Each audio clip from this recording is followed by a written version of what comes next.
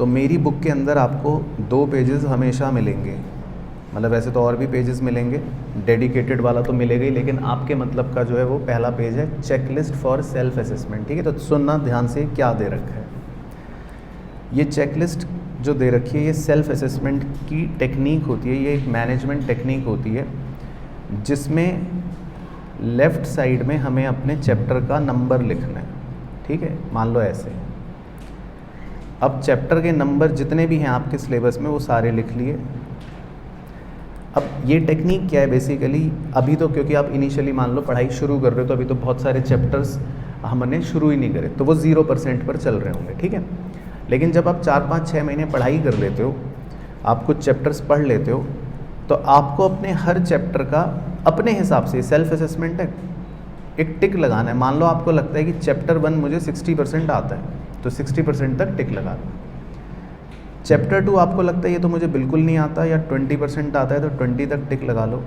3 आपको लगता है ऐसा, 4 आपको लगता है इसमें तो मैं चैम्प हूँ, 90 तक पहुँच गए।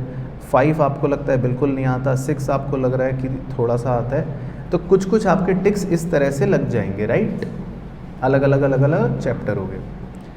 अब ये टेक्निक क्यों होती है वो भी बता देता हूँ।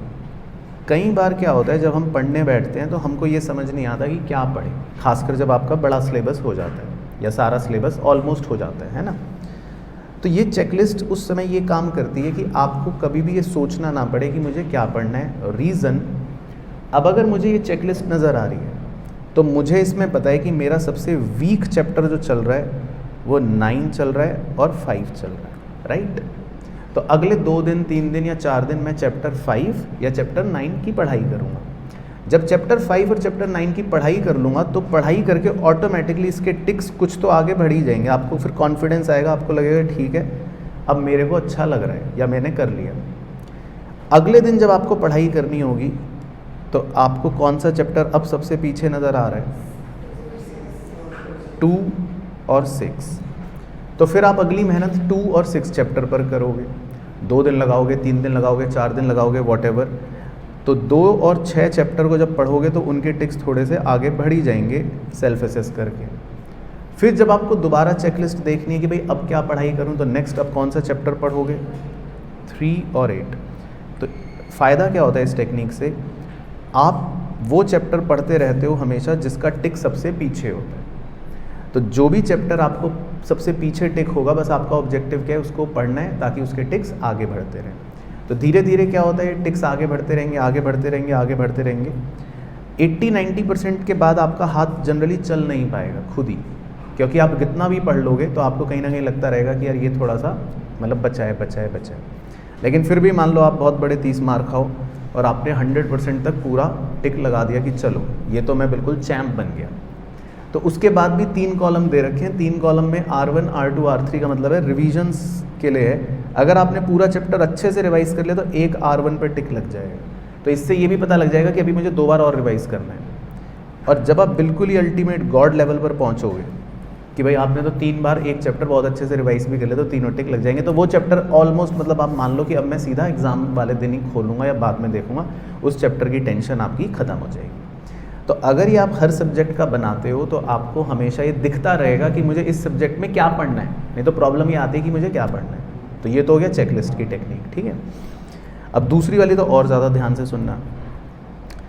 दूसरा मेरी किताब में आपको एक पेज मिलता है फियर फैक्टर वाला, ठीक है। तो फियर फैक्टर वाला पेज क्यों ज़रूरी है, तो ध्यान से देखना। अगर मैं आपसे ये पूछूं कि बताओ सबसे मुश्किल चैप्टर कौन सा था क्लास 11th का? फाइनल अकाउंट्स, कोई कहेगा डेप्रिसिएशन, कोई कहेगा ये वो, ठीक है। तो मैं आपको एक साइकोलॉजिकल फैक्ट बताता हूँ, है ना, वो मुश्किल लगता था ना। देखो अब ध्यान से सुनना। देखो कोई भी चैप्टर जो होता है वो कभी भी मुश्किल नहीं होता है।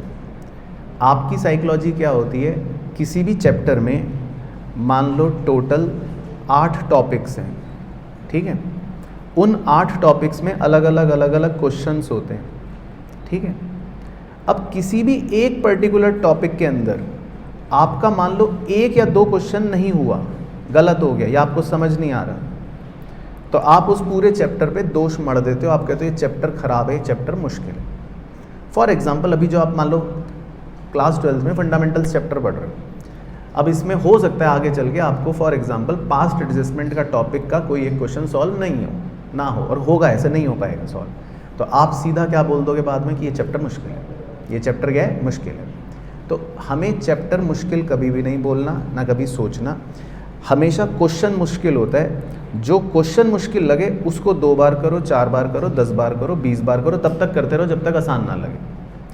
तो इसीलिए फियर फैक्टर जो दे रखी है टेबल, ये क्या दे रखी है, देखो जी, आपको अपने चैप्टर नंबर की लिस्ट तो लिखनी है यहाँ, जितने भी हैं चैप्टर 1, 2, 3, 4, 5 जितने हो गए, ठीक है। पूरे चैप्टर में जितने मुश्किल क्वेश्चन लगते हैं, जिनसे आपको डर लगा, जो आपके गलत हुए, उनकी लिस्ट यहाँ पे लिख ली कि भैया पूरे चैप्टर में मेरे ये क्वेश्चंस गलत हुए थे, या ये क्वेश्चंस मैंने ढूंढ लिए, ये सबसे मुश्किल क्वेश्चन लग रहे हैं मुझे, इन्हीं क्वेश्चनों में डर लग रहा है। तो यहाँ लिस्ट तैयार हो गई, यानी कि इसके अलावा कोई क्वेश्चन ऐसा नहीं है जिससे आपको डर लग रहा है। तो यहाँ पे आपकी सारी लिस्ट कौन सी तैयार हो गई, जिनसे आपको डर लग रहा है, फियर फैक्टर। अब आपका काम क्या है, जब ऊपर की लिस्ट से आपको ये पता लगा कि भाई मान लो मुझे चैप्टर 6 पढ़ना है, तो अब चैप्टर 6 के अंदर क्या पढ़ना है भाइयों, बताओ। हाँ, जो चैप्टर 6 के अंदर आपको जितने भी फियर फैक्टर वाले क्वेश्चन लिख रखे होंगे ना, तो आपका ऑब्जेक्टिव है आज मैं इनको एक एक करके कट करूँगा, आज मैं इनको एक एक करके कट करूँगा, या 2 दिन में करूँगा, 4 दिन में करूँगा, लेकिन मेरा ऑब्जेक्टिव है इस पूरी लिस्ट को कट करना है उस चैप्टर के अंदर। तो अगर आपने अपने सारे फियर फैक्टर वाले क्वेश्चनों की लिस्ट बनाकर फिर बाद में उसको धीरे धीरे पढ़ते पढ़ते कट करते रहे, तो आप कभी ये नहीं सोचोगे कि ये चैप्टर मुश्किल है ना। आपको हमेशा बस ये रहेगा कि ये क्वेश्चन मुश्किल था, और जो मुश्किल था वो कट गया, तो धीरे धीरे आपकी साइकोलॉजी चेंज हो जाएगी।